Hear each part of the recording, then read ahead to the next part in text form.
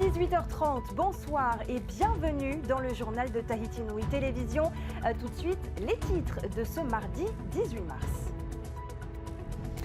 Comment lutter contre la vie chère? La question est au cœur des débats du colloque des 10 ans du droit de la concurrence. Un colloque et 10 recommandations formulées par le président de l'Assemblée de Polynésie. Nous vous en dévoilerons quelques-unes avant d'aller plus en détail sur le sujet avec notre invité Benoît Queré, le président de l'Autorité nationale de la concurrence, et sur le plateau de TNTV.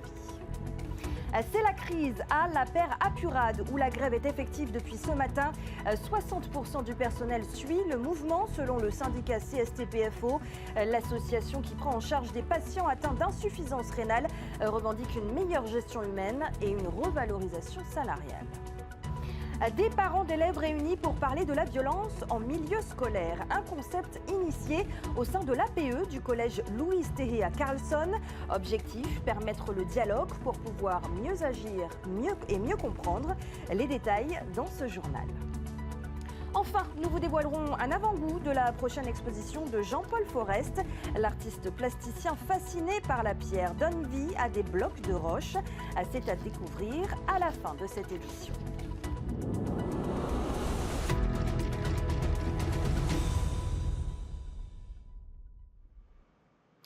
Mais avant d'ouvrir ce journal, sachez que la réforme des rythmes scolaires pourrait bien être annulée.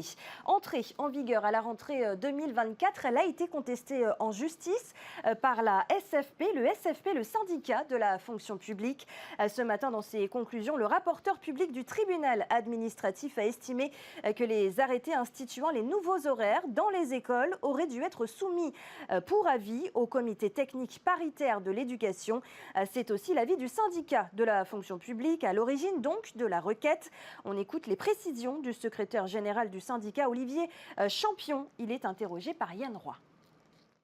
On regrette que les choses arrivent ainsi presque 8 mois après le début de la rentrée scolaire. Mais la concertation que la décision de justice va imposer, nous la réclamions déjà au mois de juillet-août. D'une certaine façon, la satisfaction qu'on peut avoir, c'est de rappeler au gouvernement que la réglementation n'est pas décorative, elle doit être respectée. Et la deuxième chose, c'est que la concertation, qu'elle soit institutionnelle ou qu'elle soit dans un domaine aussi sensible, qui touche des parents, des familles, les communes, qui touchent le gouvernement, c'est pas quelque chose à négliger. Il y a deux formes de dialogue. Il y a le dialogue institutionnel, qui est celui des comités techniques paritaires, mais il y a aussi un dialogue plus large qui doit, lui, être prépondérant avec les familles, avec les communes, avec le gouvernement, et comment exploiter au mieux pour nos enfants les heures supplémentaires, les heures qui ont été dégagées, afin qu'il y ait un véritable projet pédagogique qui serve à nos enfants. Voilà, et la décision du tribunal administratif sera rendue le 15 avril. En politique, maintenant, le gouvernement de Moitai Broderson est actuellement en visite à Raiatea, en prélude au Conseil des ministres délocalisés qui se tiendra demain à Tumar'a. Cette première journée a permis aux élus de la commune de tirer le bilan des 5 dernières années et d'exposer leurs doléances. Retour sur cette visite avec Ronnie Moufat. À peine arrivé sur l'île, le président et son gouvernement se sont rendus à Tumar'a pour une table ronde avec le maire et son conseil municipal. L'objectif, dresser un bilan des réalisations de ces dernières années et échanger sur les projets futurs. Par rapport aux projets communaux, on a 3 grands projets qui nous tiennent à cœur. Le premier projet, c'est la salle omnisport, la construction d'une salle omnisport aux normes internationales à Waia'al. Et deuxième projet, c'est l'agrandissement, la deuxième tranche de la marina de Tueto, qu'on vient d'inaugurer. Donc c'est ce que j'ai demandé au gouvernement de continuer à financer l'extension de cette marina. Et troisième, concernant l'eau potable, pour pouvoir avoir de l'eau, pour pouvoir distribuer de l'eau potable pour l'ensemble de la population de Waia'al et Fetu. Après les décisions, je compte sur le gouvernement de nous accompagner. Comme on dit, quand tu demandes, on te donne. Voilà. La journée s'est ensuite poursuivie par une série de visites de chantiers mêlant enjeux culturels et environnementaux tels que la centrale solaire flottante, un modèle innovant qui concilie production d'énergie renouvelable et préservation de la biodiversité marine. Oui, disons que le projet, nous, il vise en premier lieu à protéger le corail, à protéger le récif corallien. Et effectivement, de le combiner finalement avec un investissement privé qui va permettre de produire une énergie, et une énergie renouvelable si possible, qui ne va pas être un fardeau de plus, je dirais, pour l'environnement et pour l'écosystème. Le développement touristique et la valorisation des richesses agricoles ont également été au cœur des échanges. L'hôtel, dont les travaux vont démarrer cet été, au mois de juillet, va créer à terme 120 emplois. Pour pouvoir créer l'hôtel, nous avons créé une société de BTP. Il va créer rapidement, dès le mois de juillet, une dizaine d'emplois et ensuite, à la fin de l'année, jusqu'à 100 emplois pendant 2 ans et demi. En complément, nous avons des projets de développement sur la commune de Toumara, avec ici la Romerie. En fait, on veut créer une distillerie propre à Réatea. On va pouvoir faire la distillerie de fruits et la canne à sucre. Demain, place au Conseil des ministres délocalisé, un rendez-vous très attendu. En toile de fond, un dossier sensible, le projet de centre d'enfouissement technique à Faaroa, qui suscite une forte opposition parmi les habitants et les sympathisants. Faire baisser le coût de la vie et notamment celui des produits importés. C'est possible, à en croire le rapport Heil, évoqué aujourd'hui au colloque des 10 ans du droit de la concurrence. Il a débouché sur 10 recommandations. Elles seront présentées demain par le président de l'Assemblée lors d'un colloque sur la vie chère. Des pistes qui s'attaquent aux marges, à la taxe de développement local ou encore aux quotas d'importation. Voyez les précisions avec Esther Cuneo. Juristes, économistes, professeurs ou consultants, ils sont une dizaine d'experts au sein de l'association Heil à analyser bénévolement depuis 18 mois les petits marchés insulaires et leur adaptation au droit de la concurrence. Et si l'arrivée de l'autorité polynésienne de la concurrence il y a 10 ans a permis de changer les comportements, elle doit s'accompagner, selon eux, de changements réglementaires. Si on laisse les autorités de concurrence sur leur île à essayer de lutter contre des pratiques qui existent, parce que les acteurs économiques sont incités à avoir ces pratiques, sans que l'écosystème autour ne change structurellement, alors l'action de l'autorité sera non pas vaine, mais marginale, ou en tout cas insuffisante. Au rang des changements nécessaires, celui des mécanismes de protection des industries qui n'ont plus besoin de l'être, comme la TDL, la taxe de développement local, qui engendre aujourd'hui des surcoûts. Cette TDL, elle est censée protéger des industries naissantes, mais dans le régime dans lequel elle est aujourd'hui, elle protège même des productions qui n'existent pas en Polynésie française à l'heure actuelle et qui donc vient surenchérir des produits importés au bénéfice effectivement du trésor public, mais pas forcément au bénéfice du portefeuille du Polynésien. Si la TDL est dans le viseur, il ne s'agit pas pour autant de la supprimer complètement. Là, on a des exemples que je ne citerai pas, mais qui sont à des taux vraiment très très élevés. L'idée, c'est de probablement la supprimer, là où elle ne remplit plus du tout son rôle, où en gros, elle assure la permanence de rentes économiques, mais des rentes qui sont payées par le consommateur polynésien, d'où la question, le lien avec la vie chère.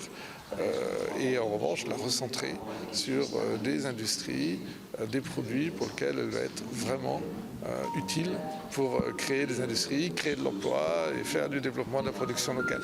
Mais le groupe d'experts pointe aussi du doigt les effets pervers des quotas d'importation qui contribuent à créer des pénuries. Ou encore celle des marges. Il y a beaucoup de gisements de pouvoir d'achat qui ne dépendent pas directement de l'action répressive de l'autorité de la concurrence. Ça a été écrit et maintenant je pense que le débat public est là pour reprendre et appliquer certaines de ces mesures qui sont connues et peut-être que le temps est venu, vous verrez cette semaine, d'appliquer ces mesures. Message reçu du côté du président de l'Assemblée, prêt à passer à l'action. C'est une bonne introduction au colloque qu'on s'apprête à organiser à partir de demain. On souhaite qu'à l'issue de ce colloque, on puisse avoir des actes qui vont ensuite, dans leur évaluation, voir si on a atteint les objectifs à moyen ou long terme. Mais en tous les cas, on a progressé dans le domaine de la baisse des tarifs en Polynésie. Anthony Géros détaillera les 10 recommandations demain à Taraoi, en ouverture du colloque sur la vie chère. Un colloque qui s'attaquera en priorité au prix de l'alimentation. Et parmi le public de ce colloque, le président de l'Autorité nationale de la concurrence, il est notre invité. Benoît Queuret, bonsoir. Yaorana, merci pour votre invitation. Et merci à vous d'être sur le plateau de TNTV. Tout d'abord, est-ce qu'on peut connaître le motif principal de votre venue en Polynésie ? Alors, je suis là pour apporter le soutien de l'autorité de la concurrence aux travaux de l'autorité polynésienne, et donc à l'occasion des 10 ans du droit de la concurrence en Polynésie, et pour participer demain au colloque organisé par le président Anthony Géros sur la vie chère, et notamment sur l'alimentaire. Et je suis aussi là pour apprendre, car l'autorité de la concurrence à Paris est compétente sur l'ensemble de l'Hexagone, mais également dans les départements et régions d'outre-mer, aux Antilles, à La Réunion et à Mayotte, où se posent des problématiques de vie chère, des problématiques insulaires, des problématiques de distance, de coûts d'approvisionnement, d'étroitesse de l'économie, qui sont finalement comparables aux questions qui se posent à la Polynésie. Et donc les réflexions en Polynésie m'intéressent dans le cadre de la réflexion plus générale sur la vie chère dans les territoires ultramarins. Et justement, on l'a vu dans le reportage, Benoît Curé, il y a vraiment une volonté des pouvoirs publics polynésiens de faire baisser les prix en faisant jouer la concurrence. Est-ce que c'est aussi votre avis ? Est-ce que c'est ce que vous avez constaté ? C'est tout à fait ce que j'ai constaté. Dans mes contacts, j'ai eu l'occasion hier de rencontrer le président Brotherson, de rencontrer le président Géros, le ministre Warren Dexter, et je les ai tous trouvés, le ministre de l'économie. Je les ai trouvés en soutien à l'autorité polynésienne de la concurrence, désireux d'aller plus loin, d'identifier les causes de la vie chère, et ça sera l'objet du colloque que M. Géros a organisé demain. Alors et pourtant, Benoît Curé, malgré les avis rendus par l'APC, l'autorité polynésienne de la concurrence, cela n'empêche pas en Polynésie les situations de monopole. Je pense notamment dans le secteur de la grande distribution. Comment faire face à cette situation ? Comment rétablir une équité ? Alors, on apprendra beaucoup des discussions de demain, donc je ne veux pas préjuger des conclusions de ces discussions. C'est vrai que c'est une problématique qui se pose finalement de la même manière dans tous les territoires insulaires. Quand on regarde les écarts de prix entre la Guadeloupe, la Martinique ou la Réunion et l'Hexagone, c'est de 30 à 40% d'écart de prix, avec un facteur commun qui est la multiplication des marges, des chaînes de distribution qui sont très longues, de l'importation au consommateur final, avec un empilement de marges. Et donc les discussions demain vont permettre aussi d'identifier les points sur lesquels l'action va permettre de réduire ces marges, transparence, réduction des chaînes de valeur, peut-être des mesures d'ordre réglementaire. Et je crois que là, on a vraiment beaucoup à apprendre ensemble. Et est-ce que l'APC, dans tout cela, peut faire la différence ? Elle est installée seulement au Fénois depuis 10 ans. Est-ce que 10 ans, ça suffit pour faire la différence ? Alors d'abord, l'APC a avancé de manière très concrète dans certains secteurs. Je pense aux télécoms, au transport aérien, aux pompes funèbres et à des secteurs où les avis et les décisions de l'APC ont vraiment fait la différence pour le consommateur polynésien. Et puis il faut du temps. Il faut du temps pour bâtir un écosystème, une culture économique qui fait place à la concurrence, tout en protégeant le consommateur, en évitant les abus. Ça prend du temps. Je trouve que l'APC a déjà fait ses preuves et il lui faut donner le temps et les moyens d'aller plus avant. Justement, j'allais y venir. L'APC traverse de grandes difficultés, notamment sur le plan humain et financier. Vous l'avez dit, vous avez rencontré le président du pays et le ministre de l'économie. Est-ce que ce sujet a été évoqué ? Il a été évoqué en toute transparence et j'ai pu apporter mon soutien à la présidente de l'autorité, Joanne Père, en expliquant que pour mettre en œuvre le droit de la concurrence, et notamment pour mener les enquêtes qui vont permettre de sanctionner des comportements anticoncurrentiels, il faut des moyens. Je les ai trouvés à l'écoute. C'est pas à moi de préjuger de ce qu'ils vont décider, mais ils sont à l'écoute et ils ont compris que l'autorité de la concurrence a besoin de moyens pour se développer. Vous avez évoqué tout à l'heure les secteurs où vraiment il y a une ouverture à la concurrence grâce aux avis rendus par l'APC. On parle des télécoms, de l'aviation où les prix sont vraiment très attractifs. Il reste cependant des domaines où il y a encore du travail. Je pense au secteur bancaire, à l'énergie ici en Polynésie. Quelles seraient les solutions selon vous ? Bon, alors je mettrai le secteur bancaire un peu à part, parce que le dispositif institutionnel est différent. Donc c'est une discussion qu'il faudrait avoir aussi avec l'IEOM, l'autorité de contrôle prudentiel. Donc c'est pas les mêmes acteurs. Dans le cas du secteur de l'énergie, il faut une concurrence saine dans le secteur de l'énergie. Et si je peux faire une proposition personnelle, je pense que pour assurer cette concurrence saine, il faut un régulateur fort. C'est l'expérience qu'on a en métropole avec la Commission de régulation de l'énergie. Donc il faut une autorité indépendante qui régule le secteur de l'énergie, qui pourrait être l'APC, ou qui pourrait être un régulateur sectoriel, ce qui est le modèle qu'on a dans l'Hexagone, mais il faut vraiment une autorité qui incarne cette volonté d'assurer l'équité et le respect du consommateur dans le secteur de l'énergie. Le pays fait-il lui-même très bien son rôle, joue-t-il bien son rôle de régulateur ?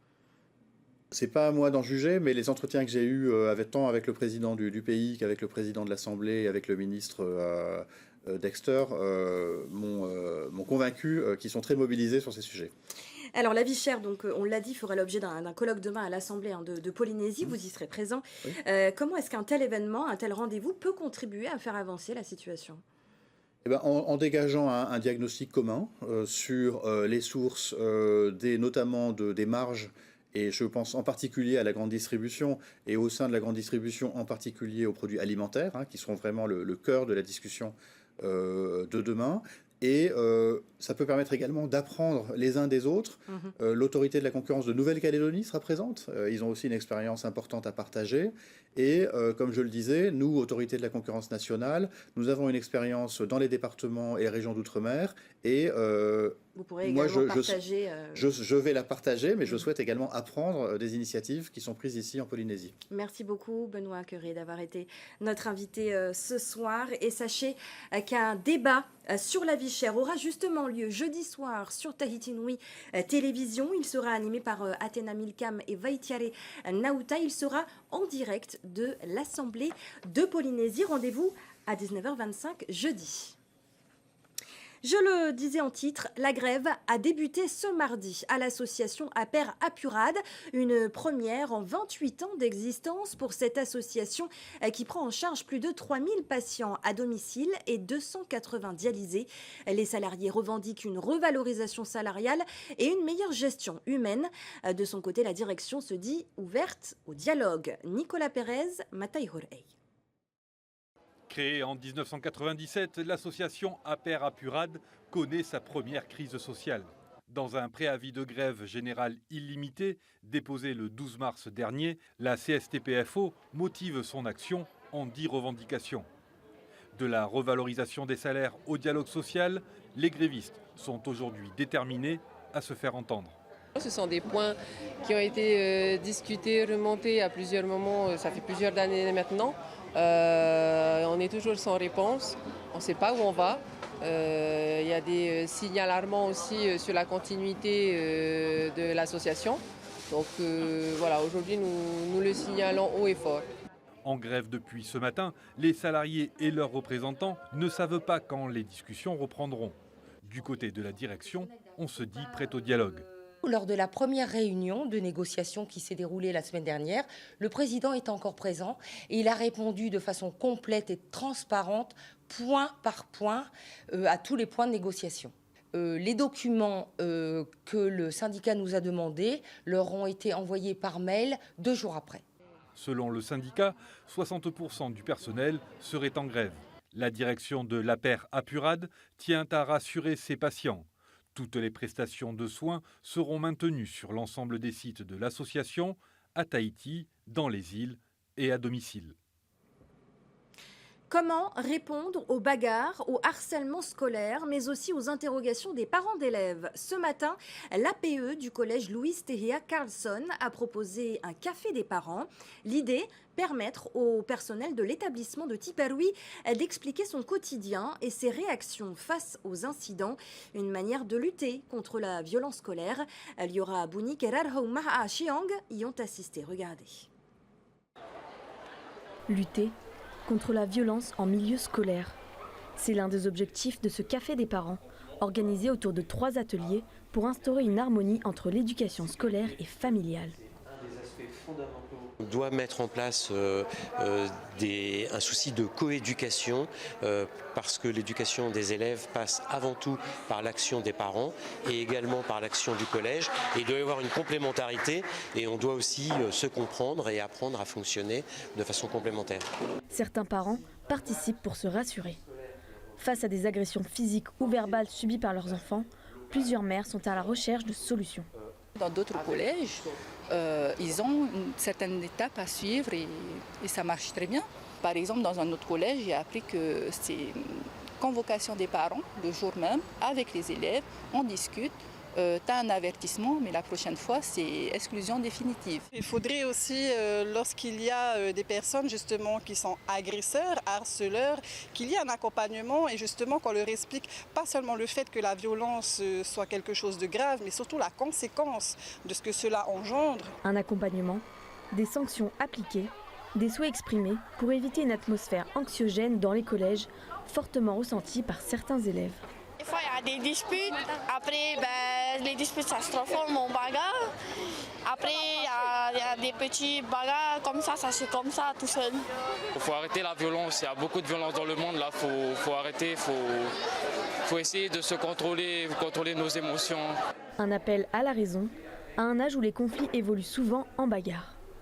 D'après les élèves, la dernière se serait produite pas plus tard qu'hier. Le phénomène est décuplé par les réseaux sociaux. Au Café des parents, on insiste sur l'importance de la communication. Aujourd'hui, on a besoin de leur dire qu'ils ont un coin, un espace, qu'ils peuvent prendre leur téléphone et qu'il faut à tout moment justement prévenir la direction, prévenir la vie scolaire, prévenir l'association des parents d'élèves. Prendre la parole pour se protéger, un acte encore difficile pour certains enfants comme pour leurs parents. C'est pourtant la première étape dans un processus d'accompagnement et de protection. Nous vous en parlions hier dans ce journal et c'est désormais officiel. La signature d'un partenariat entre la Fondation du service militaire adapté et la Société de transport international CMA-CGM a été signée ce matin. Elle permettra à 400 jeunes ultramarins de bénéficier d'une bourse pour financer des projets ou des formations. Les aides peuvent aller jusqu'à 1 million de francs selon le projet visé. Écoutez les précisions de Rudy Thomas, le directeur de la CMA-CGM en Polynésie. Il est interrogé par Naya Bennett. Alors qu'est-ce qu'on peut apporter au SMA? Donc, bien entendu une aide financière. On passe donc le premier, on devient donc le premier partenaire donc du SMA. On va aider 400 jeunes sur 800 jeunes du SMA. Donc dans tous les dom-toms. On pourrait les prendre en stage. On est en Polynésie française une petite entité, mais dans les autres dom-toms, dans les autres territoires des dom-toms, dans les autres territoires, on a des entités beaucoup plus grosses. Ici, néanmoins, on aura des besoins et on y travaille donc avec la Fondation. Avis maintenant aux amateurs d'art. Jean-Paul Forest présente ses nouvelles œuvres à la Galerie Winkler. Ce sera du 20 mars au 1er avril. L'artiste plasticien fasciné par le minéral a choisi de donner vie à des blocs de roche dans une exposition intitulée « Pierre de rêve, Ofei Moemoea ». On la découvre en avant-première avec Thomas Chabrol. Dans son quotidien parsemé de pierres, Jean-Paul Forest a choisi de travailler des roches qu'il n'avait pas touchées pendant 20 ans. Le sculpteur exposera 26 nouvelles œuvres, des petites pièces à des créations plus imposantes. Toujours attiré par les fractures des pierres de rivière trouvées dans la vallée de la Papineau, l'artiste combine le polissage au brut de la matière et il crée une nouvelle dimension esthétique. Sur la face brute, les perçages créent un ordre très géométrique, mais si on regarde dans la profondeur de la pierre, on va trouver une surface qui, elle, peut être parfaitement ordonnée et lisse, mais où les perçages vont apparaître de manière, on pourrait dire chaotique, mais qui ressemble aussi aux étoiles du ciel. Les pierres cassées et recousues, tout un symbole dans l'approche artistique du sculpteur. Jean-Paul Forest renoue cette fois avec l'origine de la roche, le minéral. L'artiste a travaillé des pierres pour y intégrer un nouvel élément, l'eau. C'est l'origine même de toute chose sur la planète, c'est-à-dire c'est même la source de la vie. Chaque pierre contient de l'eau. On ne le sait pas, mais dans une pierre, naturellement, il y a de l'eau. En conservant au maximum la forme originelle des pierres ou leur cassure, l'artiste cherche à dévoiler l'âme de ces blocs. C'est leur beauté que j'ai envie de mettre en avant, c'est leur poésie. Avec son regard affûté pour percevoir tout le potentiel d'une pierre d'apparence anodine, Jean-Paul Forest pose une nouvelle fois sa signature singulière avec cette exposition de ses pierres de rêve. Et c'est ainsi que se termine votre journal. Merci de l'avoir suivi. Juste après, retrouvez Ramzi Malouki dans Ciné Nuit, suivi de Koh-Lanta. Enfin, la série Les Chemins de l'étrange. Très belle soirée sur notre antenne. À demain, 18h30 bien sûr. Retrouvez ce journal en replay sur notre site internet et notre application mobile TNTV.